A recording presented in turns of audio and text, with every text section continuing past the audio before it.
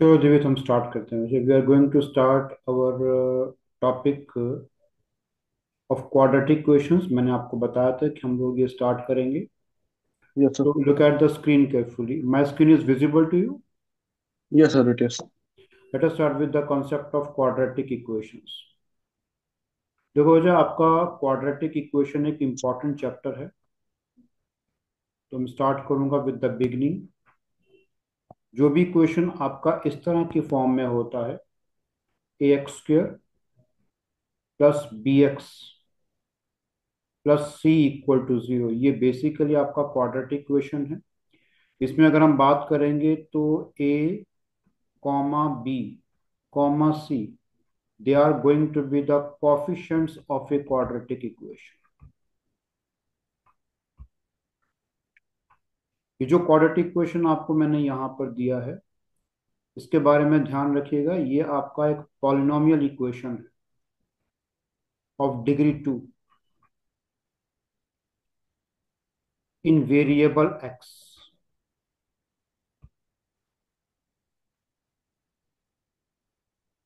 Quadratic है तो automatically जो वेरिएबल एक्स होगा, अगर वो यूज किया गया है तो उसका मैक्सिमम पावर टू होगा। ठीक है, तो क्वाड्रेटिक इक्वेशन आपके पास है इन वेरिएबल एक्स। Sir. तो मैक्सिमम पावर जो होगा ऑफ एक्स वो आपका टू होगा। अब आप मैक्सिमम पावर कहो या फिर आप ये कहो कि एक्सपोनेंट ऑफ एक्स जो है वो आपके पास टू हो जाएगा।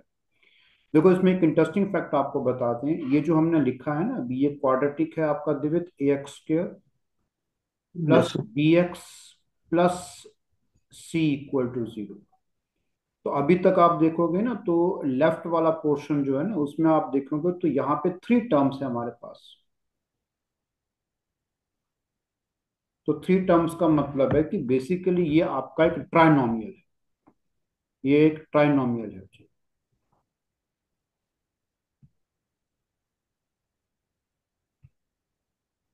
अब देखो, हम इंटरेस्टिंग फैक्ट बताते हैं। अगर मैं आपको ये कहूँ दिवित, मेरे कुछ क्वेश्चंस यहाँ पर है, तो देखिए मेरा जो पहला स्टेटमेंट है वो ये है। ये बताओ कि क्या आपको लगता है कि a x square equal to zero is it going to be a quadratic और not? No, sir. No, sir, contract होगी सर, होगी. क्वाड्रेटिक होगी ना। लेकिन वो जो हाँ जी. क्वाड्रेटिक क्वेश्चन जिसमें सिर्फ एक टर्म होगी ना, तो ये ऑटोमेटिकली एक मोनोमियल हो जाए। मोनोमियल का मतलब है कि आपका ऐसा क्वाड्रेटिक जिसमें सिर्फ एक टर्म हो। ऑलराइट।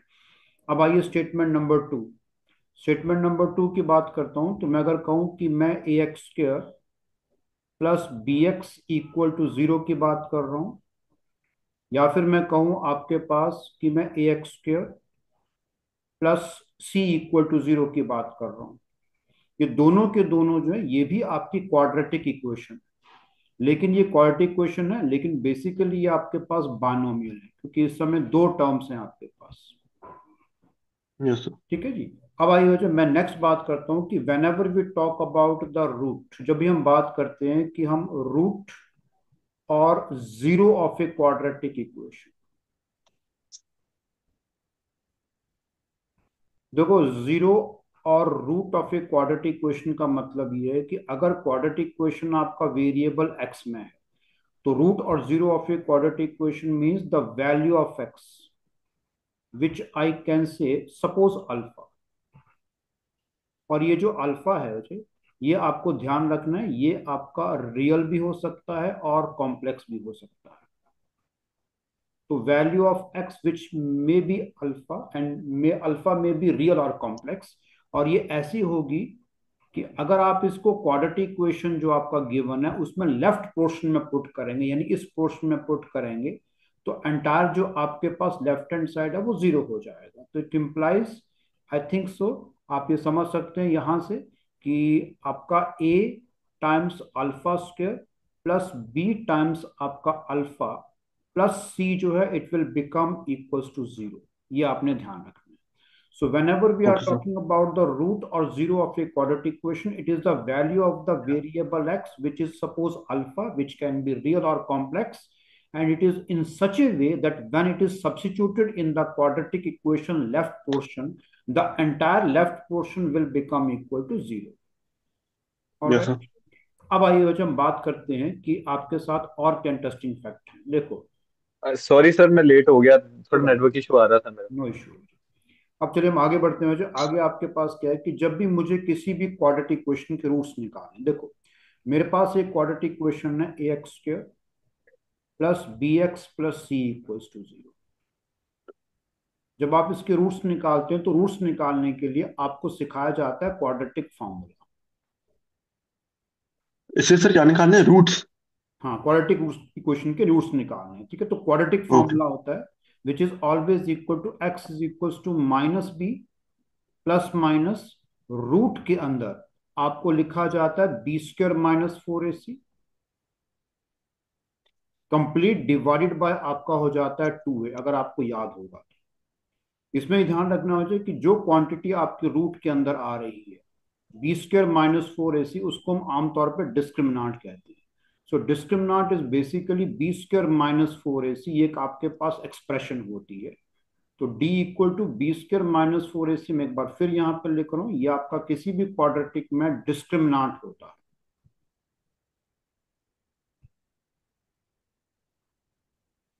कारण ये बताओ जो यहाँ पे ना मैंने क्वाड्रेटिक फॉर्मूला को लगाया तो मेरे पास ये आपका रूट निकालने का तरीका आ गया। तो हम ये भी तो कह सकते हैं जैसे कि x का वैल्यू जो होगा it is basically minus B, I think plus minus root of d complete divided by आपका 2a बन जाएगा।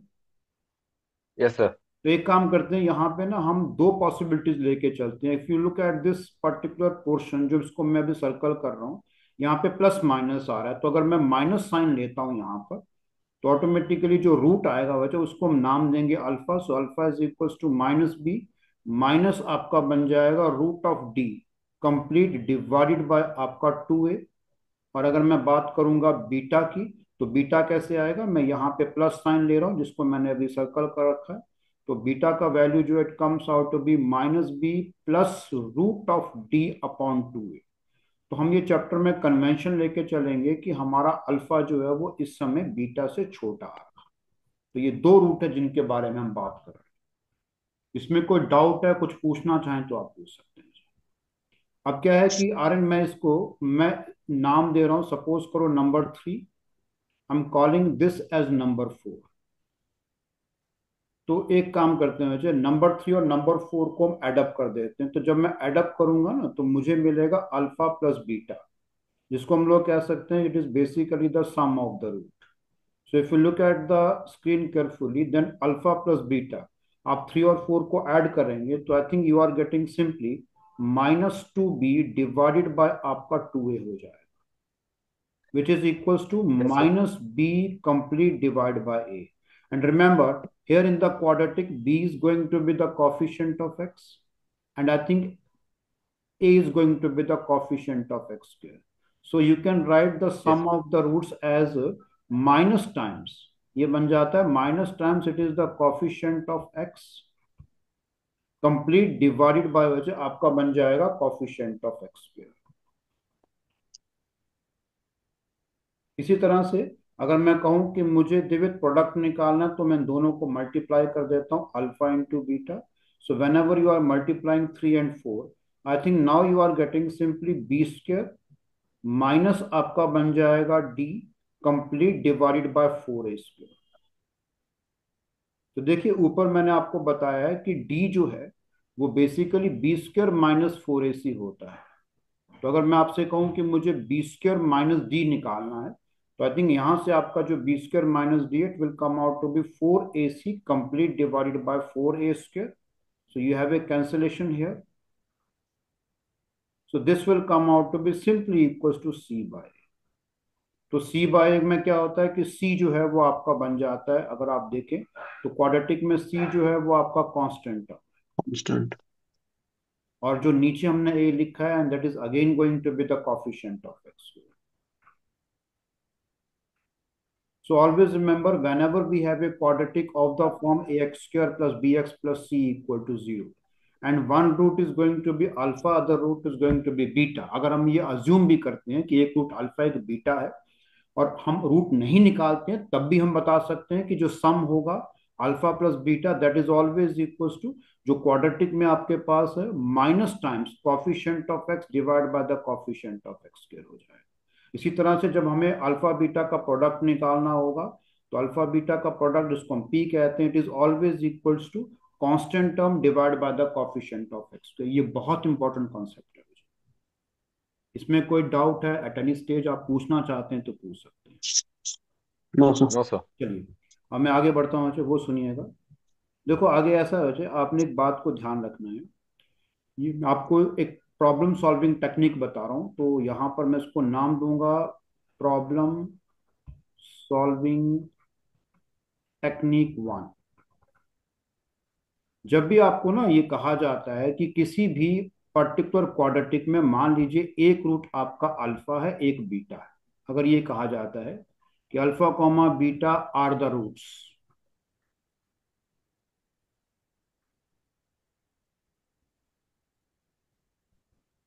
ऑफ द क्वाड्रेटिक इक्वेशन, जो मैं यहां पर दे रहा हूं बेसिकली वो है आपका a x square plus b x plus C equal to 0। तो आपने ध्यान रखना है कि हम 80% केसेस में इस तरह की प्रॉब्लम को जब स्टार्ट करेंगे तो सबसे पहले हम अल्फा प्लस बीटा निकालेंगे, जो कि मैंने अभी आपको बताया, it comes out to be minus coefficient of X divide by the coefficient of X square, यानी सम आप निकालेंगे। उसके बाद फिर आप प्रोडक्ट की बात करेंगे which is alpha into beta which is equals to constant term जिसको मैं सी कह रहा हूं divide by the coefficient of X square, ये आप करेंगे। ठीक है, उसके बाद सुनिएगा, अब आप सर। ध्यान रखिएगा 5%, बल्कि ये कहिएगा कि 10% केसेस में, ठीक है जी, 10% केसेस में आप क्या करेंगे, आप यहां पर ये मान के चलना मुझे कि अगर अल्फा बीटा रूट्स हैं, ठीक है, तो आपको 10% केसेस में आप ऐसा स्टार्ट करेंगे क्योंकि अल्फा और बीटा इक्वेशन को सेटिस्फाई करेंगे। सो अल्फा जब सेटिस्फाई करेगा तो a alpha square plus b alpha plus c जो है वो आपका 0 होगा। जब आपका द्विविध बीटा सेटिस्फाई करेगा, so now a beta square plus b beta plus c जो है वो आपका 0 हो जाएगा। So remember when I am talking that alpha beta they are the roots of the given quadratic equation. So आपने 10% problems में ऐसा स्टार्ट करना है कि अल्फा और बीटा जो इक्वेशन को सेटिस्फाई करे। और देखिए बच्चे, और हम बात करते हैं, अब रह गया आपके पास कि अब और क्या करेंगे। देखो जब अल्फा बीटा आपके पास roots of the quadratic equation है, तो ये वाला जो पोर्शन है ना, इसको हम कहते हैं क्वाड्रेटिक पार्ट। ऑलराइट, और आप ये भी जानते हैं कि अभी हमने अल्फा प्लस बीटा निकाला, अभी हमने अल्फा इंटू बीटा भी निकाला। तो अब देखो आपकी एक और अप्रोच आपको बताते हैं जिसको आपने समझना है, इसको भी आप यूज करेंगे। और कहाँ पे यूज करेंगे, again in the rest of the 10% problems में, वो कुछ इस तरह से है। इस क्वाड्रेटिक पार्ट को ना मैं ऐसे लिख रहा हूँ मुझे, इसको मैं a x square plus b x plus c में से ए बाहर निकाल रहा हूँ, तो ये बनेगा ए टाइम्स एक्स स्क्र प्लस होगा B by a into x plus बन जाएगा आई थिंक सी अपॉन ए। एक बार जरा ध्यान दीजिएगा मैंने क्या किया है, मैंने जो ये क्वाड्रेटिक पार्ट है a x square plus b x plus c, उसमें से मैंने ए कॉमन निकाला है। ए कॉमन निकाल करके ना ये आपका बन जाएगा a times x square plus b by a into x plus c by. अब देखो इसके बाद हम यस सर। क्या करते हैं, ये बताओ Aryan, if I am taking A as outside, तो ए अगर बाहर है तो अच्छा ये जो अंदर वाला पोर्शन है, इसमें ना इस पोर्शन को मैं रीराइट करता हूँ। मैं इस पोर्शन को क्या कर रहा हूं, इसको मैं लिख रहा हूं minus times minus B by, और मैं जानता हूं कि माइनस बी बाय ए जो है वो एक्चुअल में क्या है, वो आपके पास alpha plus beta. Alpha plus beta है। So I think A into ये बन जाएगा एक्स स्क्र माइनस, यहां पे लिख दीजिए alpha plus beta into x plus, if you talk about c upon a, तो c upon is basically alpha into alpha beta. Into beta. Yes, so वजह अब आपका जो ब्रैकेट के अंदर वाला पार्ट है ना, उसको अगर हम देखेंगे तो वो basically x minus alpha into x minus beta का प्रोडक्ट हो जाएगा। ये आपने ध्यान। तो आपको जब भी प्रॉब्लम सॉल्विंग टेक्निक्स में मैंने आपको बता दी, वेन एवर अल्फा और बीटा आपको कहा गया कि किसी क्वेश्चन के रूट्स हैं जो इस तरह की दी हुई है, तो 80% प्रॉब्लम में हम सम और प्रोडक्ट लेकर के स्टार्ट करते हैं। ठीक है जी। 10% प्रॉब्लम्स में हम क्या करते हैं, अल्फा और बीटा को सीधा सीधे इक्वेशन में डाल देते हैं, तो ये दो आपके पास एक्सप्रेशंस आ जाती हैं। या फिर 10% में हम क्या करते हैं, हम कहते हैं जी okay, if suppose alpha beta are the roots of the equation, then this quadratic part can be written as like this way। और मैं वजह एक रिमार्क यहां पर दे रहा हूं, उस रिमार्क को सुनिएगा। वो रिमार्क ऐसा है कि अगर आपको ये कहा जाए कि if suppose alpha comma beta are the roots of the equation,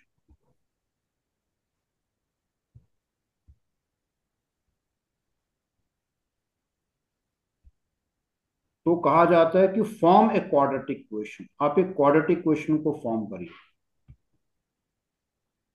alpha beta एक इक्वेशन के रूट्स हैं किसी क्वाड्रेटिक के, और आपने क्वाड्रेटिक इक्वेशन को फॉर्म करना है। तो वजह आप ये कहेंगे कि वो क्वाड्रेटिक इक्वेशन क्या होगी, वो बनेगी एक्स स्क्वायर माइनस जो आपके रूट्स हैं उनका सम कर दीजिएगा, उसको मैं नाम दे रहा हूं S, into x plus P equal to 0। ये बन जाएगा आपका क्वाड्रेटिक इक्वेशन।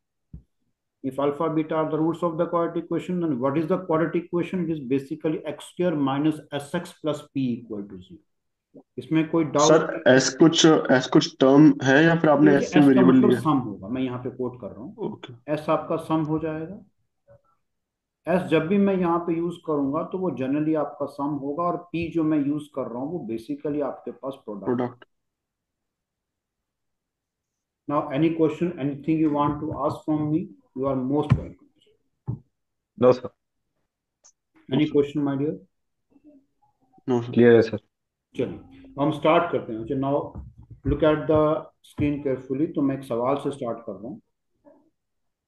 देखो मेरा क्वेश्चन इस तरह से है, ये कह रहा है कि if P and Q, if P and Q are the roots,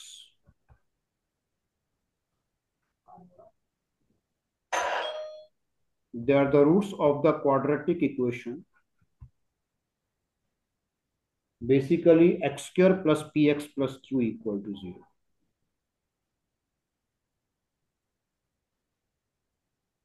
P and Q जो है वो इस इक्वेशन के रूट्स हैं। तो आपको ये बताना है इसमें से आपका कौन सा ऑप्शन जो है वो सही होगा। Alright, so look at the, I am giving you statements other than options में स्टेटमेंट दे रहा हूं। तो पहला स्टेटमेंट ये है कि P इक्वल टू 1 होगा। जो सेकंड स्टेटमेंट है वजह आपके पास वो कुछ इस तरह से है, वो ये कह रहा है कि P इक्वल टू 1 और 0 होगा। P इक्वल टू 1 और 0 होगा, या फिर आपका माइनस हाफ होगा। और अब आइएगा statement number third.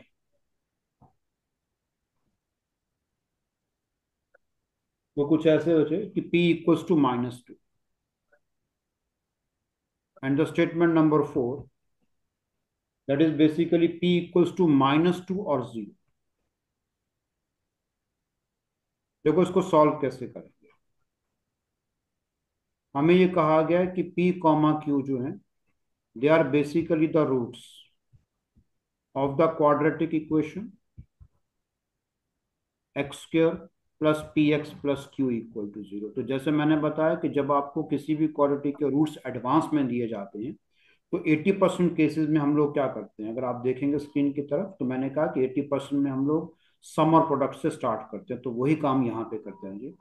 First of all you find out what is going to be p plus q. I think Arun, whenever we are talking about P plus Q is equal to minus time the coefficient of x, which is P yes sir. divided by the coefficient of x cube। तो वैसे यहां से आपको मिलेगा कि P plus Q will become equals to minus P। ये आपका first equation आ गया। सिमिलर पैटर्न में yes sir. whenever I'm talking about P into Q, तो P into Q बन जाएगा product, and that is equals to coefficient of x to the power 0, यानी constant term divide by the coefficient of x के, कुछ ऐसे हो। तो ये बताओ यस यहां सर। से I think the value of PQ is coming out to be equals to Q. अब देखो ये नंबर 2 है। अब यहां पर क्या करते हैं, when P Q is equal to Q, इसको मैं अगर इलेबोरेट करूं, सो यहां से P Q minus Q will become equal to zero. So from here Yes. Q into, I think P minus one will become equal to zero. So from here we are two possible values, one is Q equal to zero और P equal to. अब क्या करिएगा, put कर दीजिएगा, put करिएगा q equal to zero in equation one. जैसे आप q को इक्वेशन वन में पुट करेंगे जीरो, मुझे लगता है यहां से आपको मिलेगा p plus zero equal to minus P, जो क्लियर कट इंडिकेशन देता है कि 2p जो है वो जीरो हो जाएगा। इसका मतलब क्या हुआ कि p zero. So whenever q equal to zero, we are getting p equal to zero. उसके बाद क्या करिएगा, now you put p equal to one in the equation number one. So whenever you are putting p equal to 1 in the equation number 1, अब देखो इसमें क्या होगा, I think you are getting 1 plus q is equals to I think minus 1, जो clear cut indication है that q is coming out to be equals to minus 2, isn't it? तो आप मुझे बताइए इस पूरे के पूरे प्रॉब्लम में आपका सॉल्यूशन क्या होगा।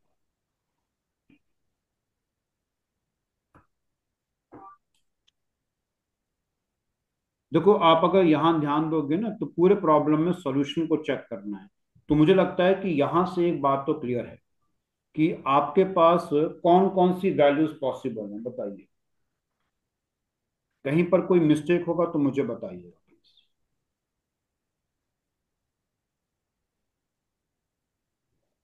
सर थोड़ा ना समझ नहीं आया सर। कहाँ से नहीं आया मुझे, सर पूरा ही, बोलो। सर पूरा ही। कौन सी वाली लाइन मुझे बताओ ना। नहीं नहीं सर, मैं बोल रहा हूँ पूरा ही। पूरा ही, अच्छा बताओ कहाँ हाँ से जी। स्टार्ट करूँ मैं। पी और क्यू जो भी क्वेश्चन के रूट्स हैं देखो आपके पास। हाँ जी सर। ओके सर, वो ठीक ओके। है जी, इसी क्वेश्चन के रूट्स हम्म। हैं, एग्रीड। हाँ जी। जब इसी क्वेश्चन के रूट्स हैं तो आप मुझे बताओ, मैंने कहा कि 80% में हम स्टार्ट कहाँ से करते हैं, सम और प्रोडक्ट से। हाँ जी। पी प्लस क्यू किसके बराबर होगा, कॉफिशिएंट ऑफ एक्स जो कि पी है उसका minus divide by the coefficient of x के।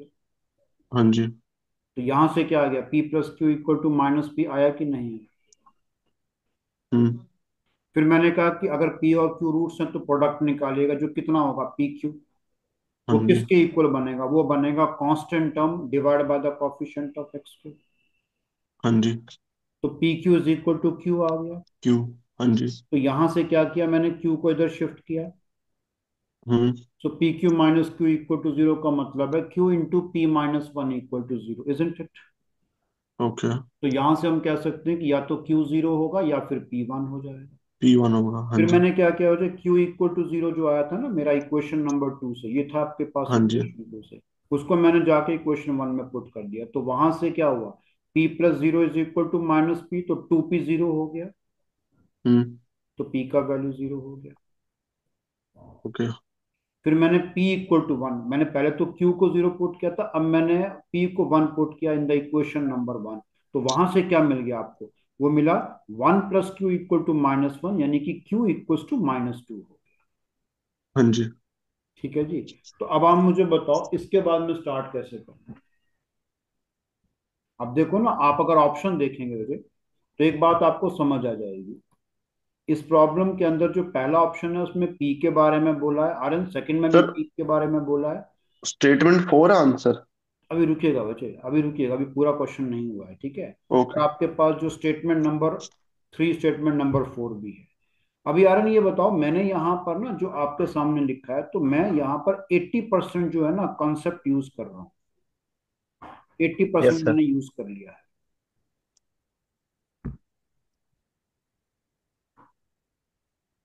80% का मतलब मैंने वो कॉन्सेप्ट यूज किया है जहां पे मैं सम और प्रोडक्ट से स्टार्ट करूंगा। और ये बताओ मुझे, अभी मैं ये भी तो जानता हूं कि अगर पी और क्यू के रूट्स हैं तो पी और क्यू को सेटिस्फाई भी करेंगे, करेंगे कि नहीं करेंगे। यस सर, जीरो आएगी वैल्यू। हाँ, तो मैं 10% वाला पोर्शन भी यूज करके देखता हूँ, जो ये कहता है कि अगर आपके पी एंड क्यू रूट्स हैं तो वो इक्वेशन को सेटिस्फाई भी करेंगे। तो आप मुझे बताओ, यहां से यस सर। ऐसे नहीं बनेगा पी स्क्वायर। अब मैं देखो यहाँ पे दिवित, जहां पे एक्स है वहां पे कितना पुट करूंगा, पहले पी पुट करूंगा। तो मेरे पास क्या आएगा, पी स्क्वायर प्लस आपके पास हो जाएगा P into P plus Q equal to zero. फिर मुझे बताओ, ये जो क्यू है इसको भी पुट करूंगा मैं, तो ये बनेगा क्यू स्क्वायर प्लस बनेगा पी इंटू क्यू प्लस आपका Q equal to zero. I think आप मेरी बात समझेंगे। सर। तो ये बताओ, यहां से बनेगा आपका टू पी स्क्वायर, क्योंकि देखो ये पी स्क्वायर हो जाएगा, तो ये बन जाएगा two P square plus Q equal to zero. यहां से अगर आप देखोगे इस वाले पोर्शन को, तो ये क्या बनेगा, ये बनेगा आपके पास q square plus p into Q plus Q equal to zero, isn't it. Yes sir. अब मुझे बताओ इसके बाद में क्या करूं।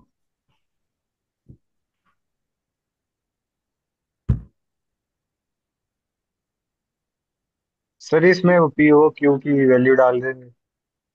कैसे बचे, देखो हम बताते हैं। अब सर आप क्या जैसे करो ना मुझे, ये वाला जो पोर्शन है ना, ऑरेंज, जो ये वाला पोर्शन है, मुझे बताओ ऑरेंज, पूरे पोर्शन से मैं क्या कॉमन निकाल सकता हूँ इस पूरे पोर्शन में क्यू। से। क्यू निकल जाएगा ना कॉमन।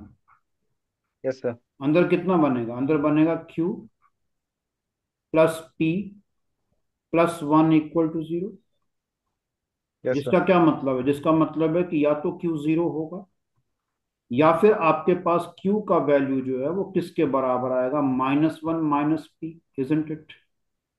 Yes sir. और मैंने आपको कहा ना, इस प्रॉब्लम के अंदर आप अगर देखेंगे तो आपको ये मालूम चलेगा कि आपके पास चारों स्टेटमेंट्स में we are talking about P, हम पी के बारे में ही बात कर रहे हैं। तो आप क्या करना आरएन, इसको ना मैं लिख रहा हूँ equation number, I am writing it as equation number 3। और दिवित, इसको मैंने लिखा है इक्वेशन नंबर 4। अब ये बताओ, ये q इक्वल टू जीरो अगर दिवित मैं यहाँ पे पुट करता हूँ, सपोज करो इक्वेशन नंबर 3 में पुट करता हूँ, तो बता सकते हैं दिवित कितना आएगा आपके पास p का वैल्यू। सर ये हो जाएगा आपका 2p² + 0 = 0। तो सर p² = -2। सर p = 1 आ जाएगा। कैसे कैसे कैसे, q को जीरो पुट कर रहा हूँ मैं यहाँ पे हाँ जी इक्वेशन सर को नंबर 3 में, क्यू को हाँ जी सर क्यू को ये 0 पुट किया सर।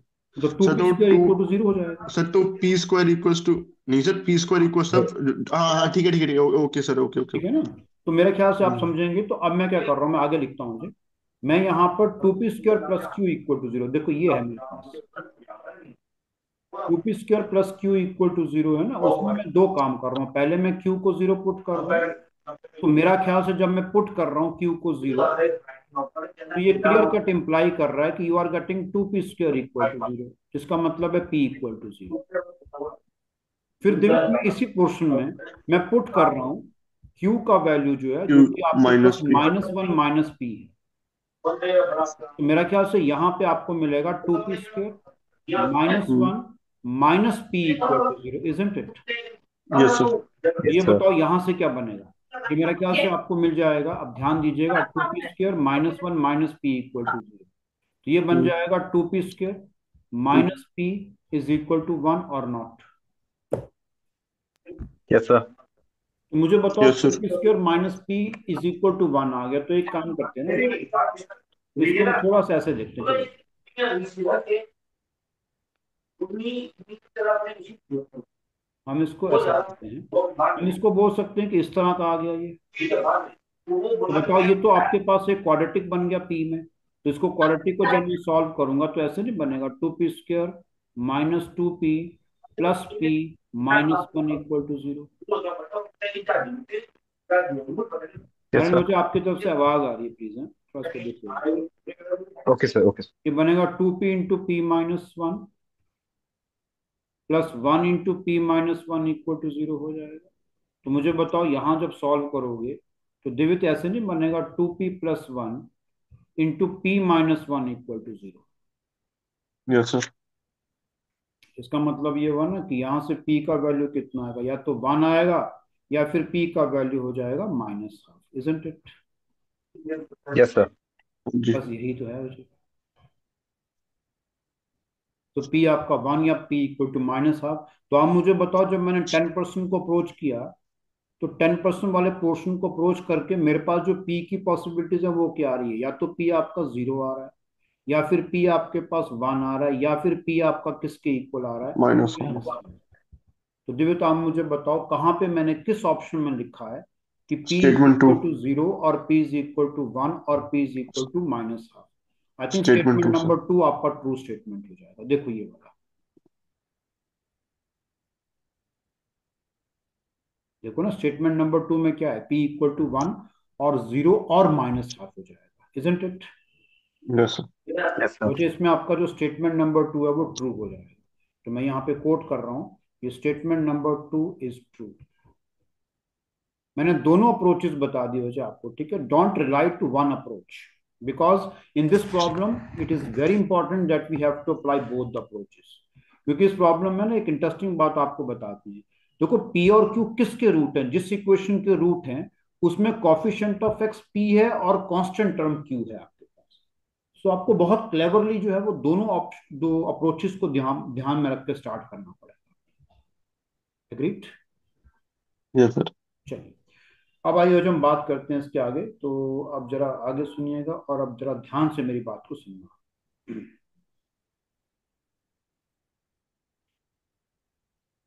देखिए, तो ऐसा है अजय, मैं क्वेश्चन को करने से पहले एक छोटा सा कॉन्सेप्ट आपको बता रहा हूँ। It's very important concept. ये कॉन्सेप्ट आपके पास है, modulus of X. Modulus of X का बेसिकली मतलब होता है, we talk about the absolute value of X. इसका मतलब है एब्सोल्यूट वैल्यू ऑफ एक्स। इसका मतलब ये भी होता है कि we are talking about the numerical value of x.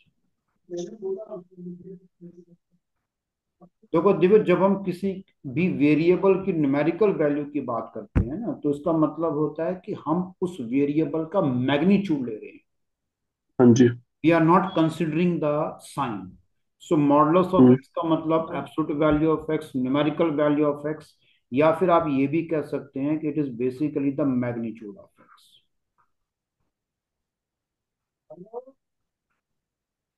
तो अगर ये तीनों चीजें आपके दिमाग में हैं तो एक बात ध्यान रखिएगा, जब भी मैं आपसे मॉड एक्स की बात करूंगा तो मॉड एक्स का क्या मतलब होगा? मॉड एक्स में अगर आपका एक्स नेगेटिव, ठीक है, तो उसका जो मैग्नीट्यूड होगा वो -x हो जाएगा। कैसे? देखो, अगर मैं कहूं कि x आपका -2 है, तो आप मुझे बताओ दिव्य, -2 का जब हम मॉडुलस की बात करेंगे तो वो 2 आए। हाँ जी सर। तो मैंने क्या कहा? मैंने कहा जी, जब आप x को नेगेटिव लेंगे तो आप ये कहना है जी, उस केस में मॉड x जो है ना वो नेगेटिव टाइम x हो जाता है, तो ऑटोमेटिकली पॉजिटिव हो जाता है। मॉड x का वैल्यू 0 हो जाएगा जब भी x आपका 0 है, और मॉड x का वैल्यू सिर्फ x आएगा जब भी आपका x पॉजिटिव होगा। तो नटशल में मैं आपको बता दूं, मेरा कहने का मतलब ये है कि जब भी मैं मॉड x की बात करूंगा मुझे, तो मॉड x जो है वो बेसिकली एक नॉन नेगेटिव क्वांटिटी होती है।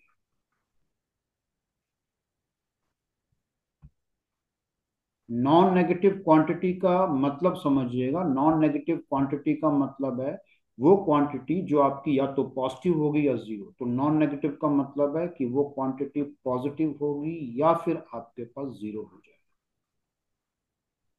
जब हम नॉन नेगेटिव नंबर्स की बात करते हैं तो नॉन नेगेटिव नंबर्स का मतलब है वो नंबर जो आपके नेगेटिव नहीं है। इसका मतलब या तो वो पॉजिटिव होंगे या फिर वो जीरो हो जाए।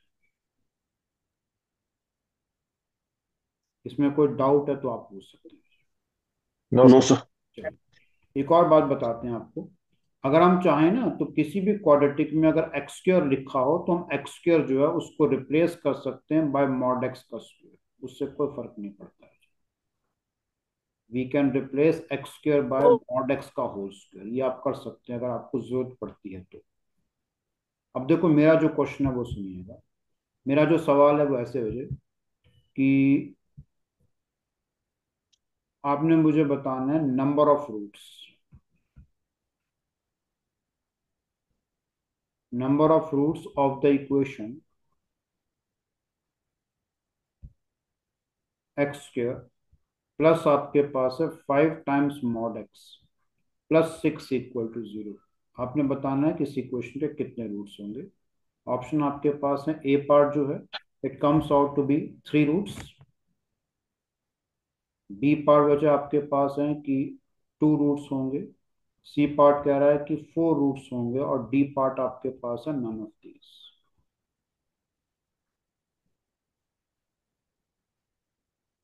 Now look at the solution part. बताइए मैं कैसे करूं स्टार्ट। आर्यन थोड़ा गाइड करेंगे मुझे।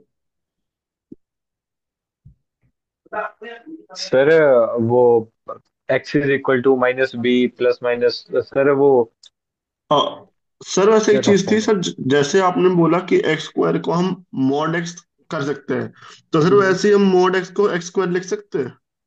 मॉड एक्स को हम एक्स स्क्वायर कैसे लिख सकते हैं मुझे। हम ये कह रहे हैं कि एक्स स्क्वायर जो है ना, अगर कहीं पर भी आपके पास है, so that should be written as mod x का स्क्वायर, कोई फर्क नहीं पड़ता तो उसमें। हम सर उसको वाइसा वर्सा नहीं कर सकते? नहीं, वैसा वैसा का मतलब क्या हुआ। मतलब अगर मोड एक्स स्क्वायर है तो उसको एक्स स्क्वायर कर दो। हाँ वो कर सकते हैं, उसमें कोई प्रॉब्लम नहीं है। Okay. Sir b square minus four a c से कर सकते हैं नंबर ऑफ देखो रूट्स। आर्यन, इस क्वेश्चन को पहले ध्यान से देखो। आप मुझे बताओ, मैं आपसे पूछ रहा हूँ नंबर ऑफ रूट्स। तो नंबर ऑफ रूट्स का मतलब क्या, बेसिकली आपको एक ऐसा एक्स बताना है जो इस इक्वेशन को सेटिस्फाई करेगा, ठीक है।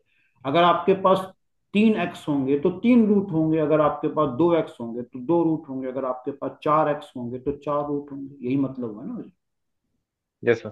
तो एक काम करते हैं, इस इक्वेशन को क्या हम ऐसा लिख सकते हैं दिविज।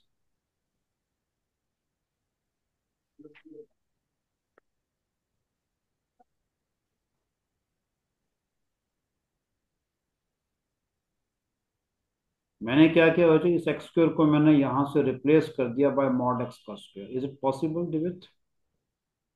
Yes sir. अब आप यस मुझे सर। बताओ, इसको मैं ऐसे लिख सकता हूँ, क्योंकि आप थोड़ा बहुत तो क्वाड्रेटिक पढ़े होते हैं। हम जानते हैं कि जो ये 6 है, इस 6 को हम क्या करते हैं, 6 को हम मल्टीप्लाई कर देते हैं यहाँ पर कॉफिशिएंट ऑफ मॉड एक्स का स्क्वायर। तो उसके बाद 6 के ऐसे 2 फैक्टर बनाएंगे जिनका सम आपका 5 होता। 5 आएगा। तो मेरा ख्याल से हम ऐसा कर सकते हैं। +3 + 2। हाँ बिल्कुल ठीक है भैया।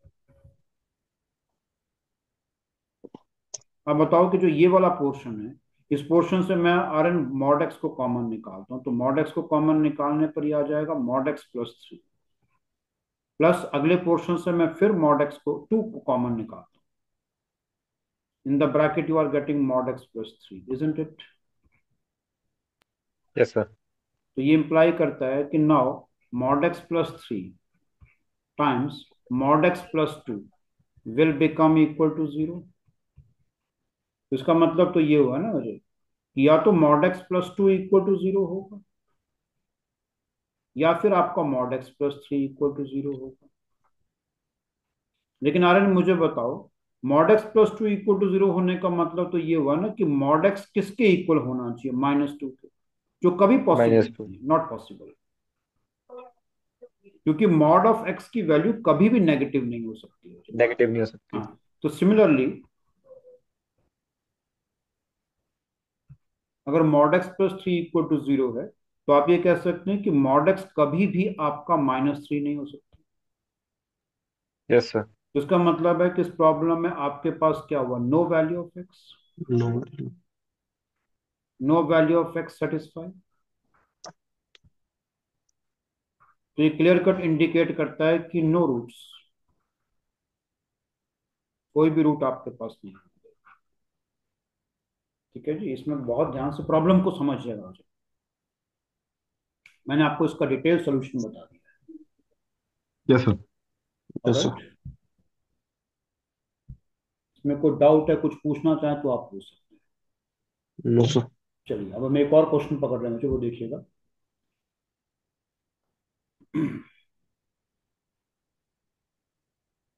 अरे नाम मुझे बताओगे इस क्वेश्चन को हम कैसे अप्रोच करें। Yes sir. I think we are discussing this one is, I think question number, ये आपका क्वेश्चन नंबर 3 था।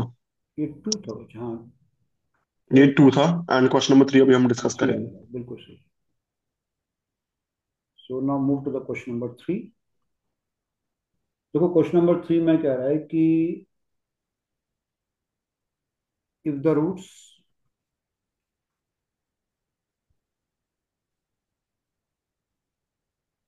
Of the equation x square minus B x plus C equal to 0, they differ by 2। ये question आपका जो CDS में appear हुआ है, if the roots of this equation they differ by 2, then the correct statement is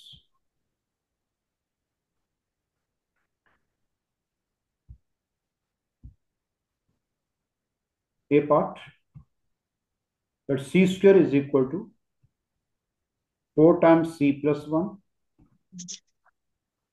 B part, b square is equal to 4c plus 4.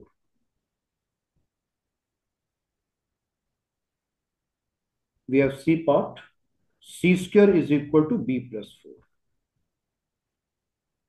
We have d part, b square is equal to 4 into c plus 2.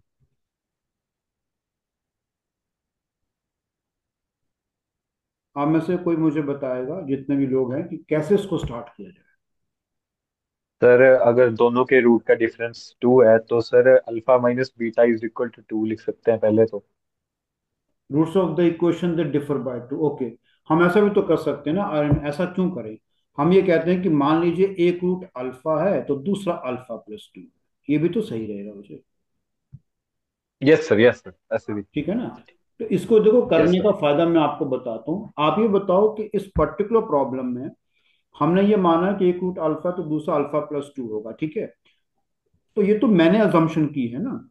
तो अब आप देखो, अगर चारों option को देखेंगे तो वहां पर कहीं भी अल्फा नहीं आ रहा यस है सर। कहीं पर अल्फा नहीं आ रहा है ना। नहीं सर। इसका मतलब है कि हमें अल्फा को रिमूव करना पड़ेगा।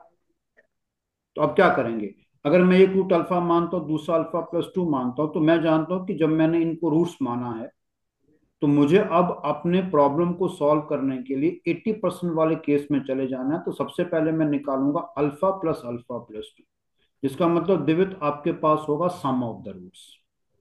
तो सम ऑफ द रूट्स क्या बनेगा, it is basically minus time the coefficient of x divided by the coefficient of x के। यानी आप ये बोल सकते हैं कि यहां से alpha plus 2 will come out to be equal to B हो जाए,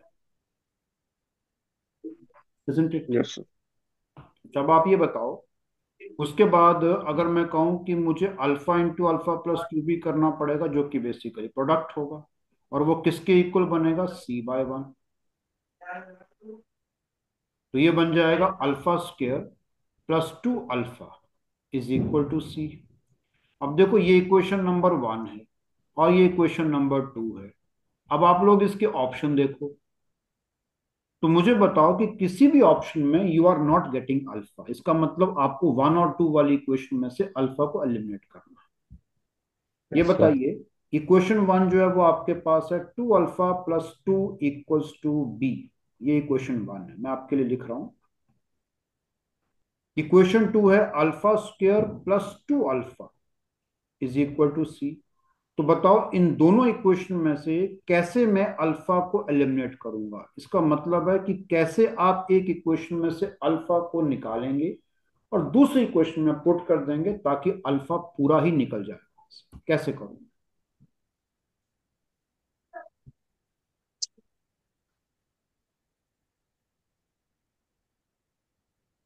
सर इस इक्वेशन 1 और इक्वेशन 2 को ऐड कर सकते हैं तो ऐड या सब्ट्रैक्ट कर देंगे तो उसमें से अल्फा की वैल्यू जो निकल जाएगी उसकी वो वैल्यू को पिछली इक्वेशन में उठा के डाल देंगे।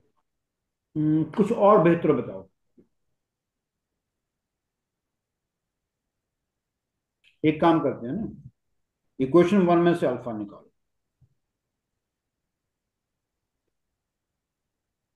आई थिंक इक्वेशन 1 में से अगर आप निकालोगे तो 2 अल्फा किसके बराबर होगा, b-2। इसका मतलब अल्फा किसके इक्वल आएगा, अल्फा बनेगा b-2 complete divided bye 2।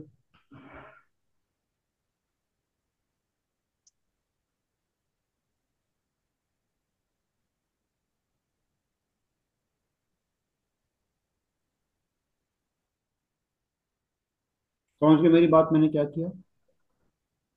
Yes sir. Yes sir. अब इस अल्फा को पुट करो और दिस इक्वेशन नंबर 2 में, इसको आप पुट कर दो in equation 2।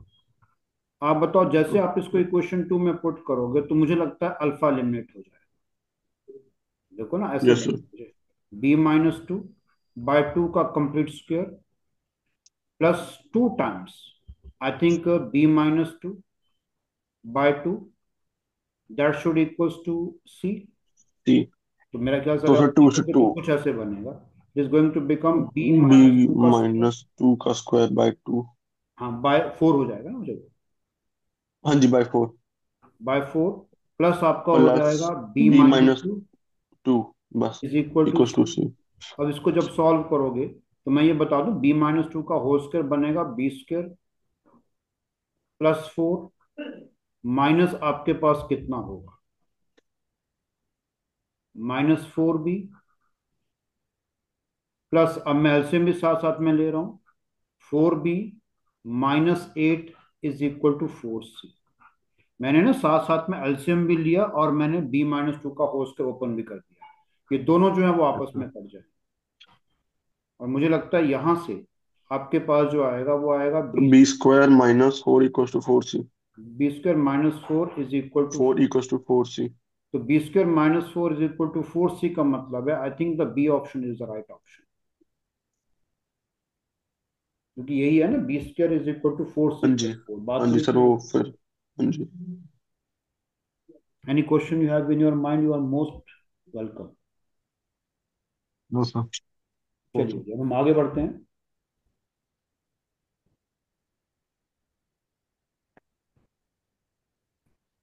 Just a moment.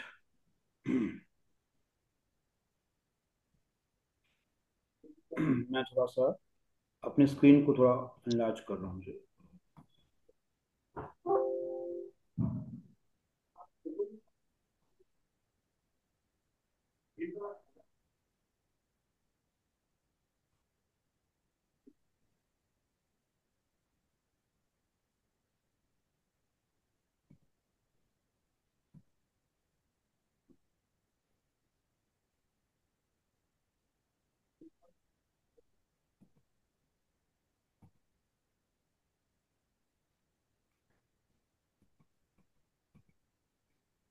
Okay, now मैं अपनी आप नई स्क्रीन पे आ रहा हूँ। देखिए,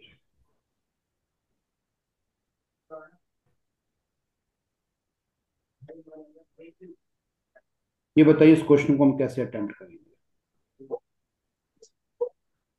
आई थिंक द क्वेश्चन नंबर 4 भी है। ये कह रहा है the product of the roots,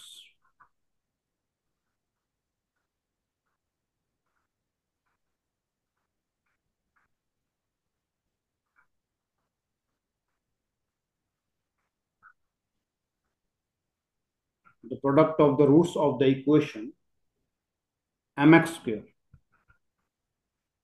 ये आप लोग मुझे करके बताएंगे, plus 6x plus 2m - 1 equal to 0।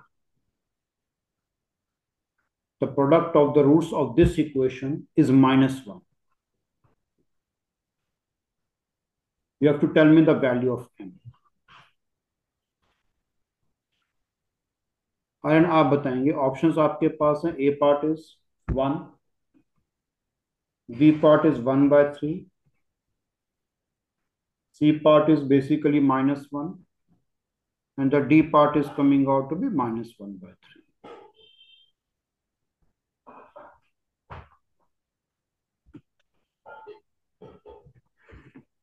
कैसे करेंगे आर्यन, बताओ। सर प्रोडक्ट ऑफ रूट्स होता है c बाय, तो c यहाँ पे 2m-1 है, और x स्क्वायर का कोफिशिएंट a है, m आ गया सर वो। Sir 2m/1, 2m-1/m is equal to -1। Okay, wonderful wonderful. आप जानते हैं कि इस समय आपके पास जो इक्वेशन है उसमें प्रोडक्ट ऑफ द रूट्स की बात करेंगे तो वो basically constant term divide by the coefficient of x² आता है, बिल्कुल ठीक है हो जाए आपका। और ये किसके बराबर दिया हुआ है, -1 के, बिल्कुल सही है। तो ये बताओ सर यहां से 1/3 आ जाएगा। 2m - 1 will become equals to -m, जब इसको सॉल्व करोगे तो I think 3m is coming out to be equals to -1. So therefore the value of m is coming out to be -1/3, isn't it? -1. देवित yes मेरी बात समझ गए हो जी? Yes sir. ये जो हमने लिया ना यहाँ पे स्ट्रेट फॉरवर्ड हमने यूज किया था concept of the product of the roots. It is given that the product of the roots of the equation is -1. So we know that whenever a quadratic equation is given to us, the sir product of the roots is basically constant term divided by the coefficient of x square. Sir वहाँ पे 1/3 नहीं आएगा sir, -1 उस side को गया था। हाँ ये ध्यान रखना मुझे, बिल्कुल सही है, इसमें ये मिस्टेक है. तो इधर जाएगा तो ये +1 हो जाएगा, यहाँ भी ऐसे हो जाएगा.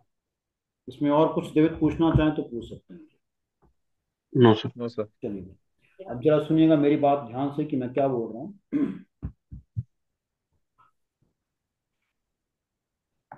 देखो एक सवाल मैं दे रहा हूँ, उसको जरा समझना पहले.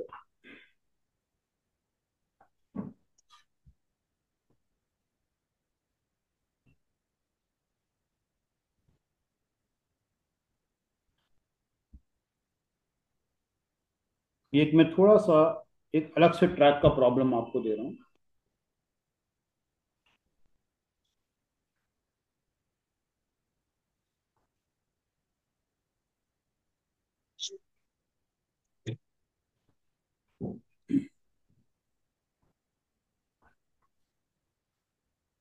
इसको मैं कॉम्प्रेंशन का प्रॉब्लम मान के चल रहा हूँ, तो मैं कॉम्प्रेंशन का पार्ट जो है वो यहाँ पे लिखूंगा. तो मैं भी एक पार्ट आपको बता रहा हूँ. देखो कॉम्प्रेंशन में ये बोला गया है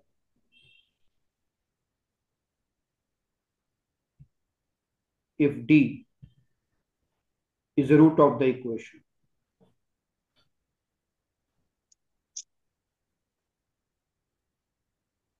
d आपके पास जो it is the root of the equation ax² + bx + c = 0. फिर ये कह रहा है कि जो c है वो आपके पास जो है it is the root of the equation ax² + bx + d = 0. बहुत ध्यान से करिए क्वेश्चन. d आपका इस इक्वेशन का रूट है, c आपका इस इक्वेशन का रूट है, ठीक है जी. और c जो है it is not equal to d. तो मुझे बताइएगा, मेरा जो पहला सवाल है, कितना वैल्यू होगा बच्चे आपका c + d का. ऑप्शंस हैं. A part it is going to be a × b - 1.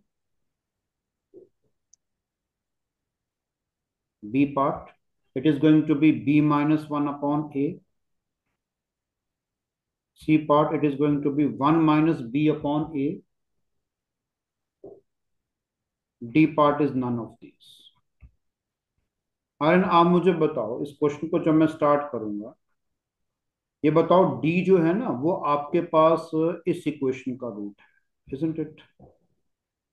Yes sir. तो d इसको सेटिस्फाई करेगा. इसका मतलब ये बन जाएगा x की जगह d पुट कर दीजिएगा, ad² + bd + c आपका 0 हो जाएगा, isn't it? Yes sir. c जो है वो इस इक्वेशन का रूट है जो सेकंड है, तो वहां पर आप x की जगह c पुट कर दीजिएगा. ये बनेगा ac² + bc + d = 0. अब देखो ये जब आ गया ना, तो अब ये कह रहा है कि आप हमें निकाल के बताओ कितना होगा आपका c + d. तो देखो जब भी आपके पास ना इन दोनों इक्वेशंस को आप ध्यान दोगे ना, तो आपको c + d निकालना है. मैं इनको ना आपस में ऐड कर दूं ना अगर, तो ऐड करने पर आपका c + d नहीं निकलेगा, और अगर वो निकलेगा तो उसमें c × d का प्रोडक्ट भी आएगा. तो मुझे दोनों को सब्ट्रैक्ट करना. अब देखो मैं सब्ट्रैक्ट कर रहा हूं. मैं इक्वेशन 1 में से इक्वेशन 2 को माइनस कर रहा हूं. दिव्य बताना मुझे, जब मैं इक्वेशन नंबर 1 में से इक्वेशन यस सर. नंबर 2 को सब्ट्रैक्ट कर रहा हूं, ओके. तो आप ये बताइए कि हमारे पास क्या आएगा. मेरा ख्याल से बच्चे हमारे पास आएगा a टाइम्स ब्रैकेट में होगा d² - d² - c² plus b b times. Bracket में d - c okay wonderful. Plus c - d. Wonderful बच्चे वंडरफुल. अब आर्यन ये बताओ, इसको हम ऐसे भी तो लिख सकते हैं ना, इस पूरे में से सपोज करो मैंने क्या किया, मैंने d - c कॉमन निकाल दिया. तो बताओ जब मैं d माइनस सी कॉमन निकालूंगा तो मेरा ख्याल से ये आएगा a into d plus c. इस पोर्शन को मैंने ब्रेक कर दिया, d square minus c square बनेगा d minus c yes into sir. D plus c, plus yes बचा सर। आपका b आएगा और -1 आएगा, इट इक्वल्स to 0। I hope you understand मैंने क्या किया। यस तो सर। जब c माइनस डी में से आप कॉमन निकालोगे ना, यस सर, तो समझ गया कॉमन सर। निकालो d माइनस सी। अब ये बताओ इस सारे को देखोगे तो इसका मतलब है या तो d माइनस सी 0 होगा, ये इंप्लाई करता है कि d minus C equal to 0। Not possible, क्योंकि पहले बोल रखा है कि आपका जो c है वो d के बराबर नहीं। तो इसका यस सर। मतलब ये हुआ ना कि अगर ऐसा नहीं है तो अब क्या होगा, इसका मतलब अब आपका ये बाकी ब्रैकेट हो जाएगा। तो a इंटू, हाँ, ये बन जाएगा c plus D plus B -1 equal to 0। इसका मतलब यहां से अगर आप देखोगे तो c प्लस डी निकल जाएगा। c प्लस डी किसके इक्वल होगा, ये बनेगा 1 minus B complete divided by a हो जाएगा। देखिए जरा ध्यान से। Yes sir. तो आपका जो c प्लस डी का सॉल्यूशन है, it will become 1 minus B one C complete option. Divided by a हो जाएगा। I think the answer will come out to be your C part. C. Yes sir. तो जो आज हमारा जो ये लेक्चर था ना, वो सिर्फ आपके क्वाड्रेटिक जो हमने बात की उसके बेसिक्स के ऊपर था रिलेटेड। तो जैसे मैंने आपको बताया हमेशा कि एक बार हम इसको भी रिवाइंड भी करते हैं कि आज हमने क्या इंपॉर्टेंट चीजें पढ़ी हैं। तो सबसे पहले तो आपको ये समझना है कि हमने यहाँ पर डिस्कशन किया कि क्वाड्रेटिक क्वेश्चन क्या होती है। उसके बाद हमने रूट्स के बारे में डिस्कशन किया, हमने कहा कि सम और प्रोडक्ट कैसे निकालते हैं। फिर हमने ये बताया प्रॉब्लम सॉल्विंग टेक्निक कि अगर आपको अल्फा बीटा इक्वेशन के रूट्स दे रखे हैं तो 80% केसेस में सम और प्रोडक्ट निकालना पड़ेगा, 10% में आपको अल्फा और बीटा को इक्वेशन में पुट करना पड़ेगा, और 10% जो रह जाते हैं उसमें आपको क्वाड्रेटिक फैक्टर को स्प्लिट करना पड़ेगा। फिर हमारे यहाँ पे न्यूमेरिकल प्रॉब्लम स्टार्ट होगी। और एक मैंने इंटरेस्टिंग बात आपको बताई कि x square is generally can be written as mod x का स्क्वायर। फिर हमने यहाँ न्यूमेरिकल प्रॉब्लम्स की और हमने एंड किया आपके पास लास्ट प्रॉब्लम से, जो कि कॉम्प्रिहेंशन था, उसमें हमने एक क्वेश्चन डिस्कस किया आपके साथ। Yes sir. तो this is all we have for today's lecture. Thank you very much, okay thank sir. You for your kind cooperation. अब थैंक थैंक यू यू अभी सर। सर। नेक्स्ट वीक से ना आपको proper time table आपको मिल जाएगा, ठीक है जी, तो उसके according yes okay classes sir. Sir. चलो, thank you very thank you much. Sir. Thank you. Thank you sir. Thank you sir. Thank you.